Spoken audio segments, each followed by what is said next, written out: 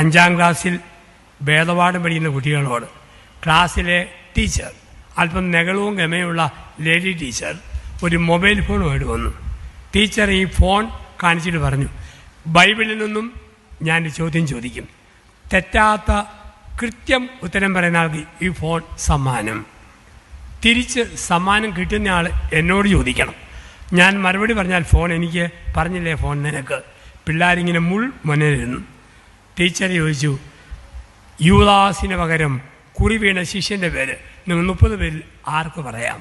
ഒരു കുട്ടി ചാടി എന്നിട്ട് പറഞ്ഞു, മത്തിയാസ്. അവൻ ഫോണും കൊണ്ടുപോയി.